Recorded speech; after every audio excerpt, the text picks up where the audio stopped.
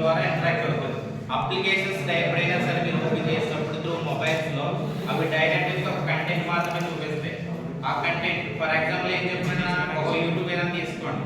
YouTube లో ఏదైనా సరే ఒక కంటెంట్ సెర్చ్ చేసి దాన్ని ప్లే చేసినప్పుడు ఏమవుతుంది, జస్ట్ అప్లికేషన్ వరకు మాత్రమే యూజ్ చేస్తున్నాం. మీరు అప్లికేషన్ యూజ్ చేసినప్పుడు అప్లికేషన్ ప్రాసెస్ ఏదైతే ఉన్నాయో ఏంటి సెర్చ్ చేసి మీకు జస్ట్ విజిబుల్ చేయడం వరకు మాత్రమే. బట్ బ్యాక్గ్రౌండ్ వచ్చేసరికి ఏంటి, ఒక వీడియో ప్లే చేస్తే అది మీకు రన్ అవుతుంది అనే సౌండ్ విజిబుల్స్ అనేది మీకు అవుతున్నాయి అవుట్పుట్ ద్వారా. బట్ ఈ అవుట్పుట్ ఎలా వస్తుందంటే మనకి సో అప్పుడు ఏంటంటే అప్లికేషన్ పూర్తిగా ఏంటంటే ఆపరేటింగ్ సిస్టమ్ మీద డిపెండ్ అయ్యి, ఆపరేటింగ్ సిస్టమ్ లో ఉన్న కెర్నల్ అనే ఓఎస్ మెయిన్ దాన్ని డిపెండ్ అయ్యి దాని నుంచి డ్రైవర్స్ ని యాక్టివేట్ చేస్తారు.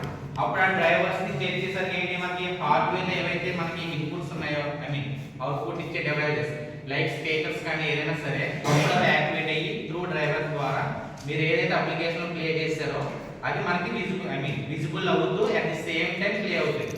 సో యాక్చువల్లీ మీరు అప్లికేషన్ ఏదైనా ప్లే చేయగానే సౌండ్ వచ్చేసరికి మీకు మొబైల్ యాక్టివేట్ అవుతుంటుంది, అవునా కదా? బట్ మీరు ఓపెన్ చేసిన అప్లికేషన్ మాత్రమే, బట్ మొబైల్ యొక్క హార్డ్వేర్ ఇంకా యాక్టివేట్ అవుతుంది.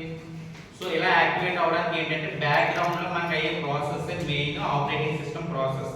ఈ operating system process complete drivers ని యాక్టివేట్ చేసి దానికి తగ్గట్టుగా మీ యొక్క రిజల్ట్స్ కి అవుట్పుట్ ఇస్తుంది. ఓకే, సో ఇందులోకి వచ్చేసరికి ఏంటంటే మనకి ఆపరేటింగ్ సిస్టమ్స్ లోనే సాఫ్ట్వేర్ 2 టైప్స్ ఉంటాయని చెప్పుకున్నాం యాక్చువల్ ప్రీవియస్ క్లాస్ లో. ఎవరికి ఏఐడి వాళ్ళు. సో సైబర్ వాళ్ళకి ఏంటంటే సాఫ్ట్వేర్ వచ్చేసరికి 2 టైప్స్ ఉంటాయి. One is system software and another one is application software. So ఇప్పుడు ఏదైతే ఎగ్జాంపుల్ యూట్యూబ్ గురించి చెప్పుకున్నామో అది కంప్లీట్ అప్లికేషన్ సాఫ్ట్వేర్.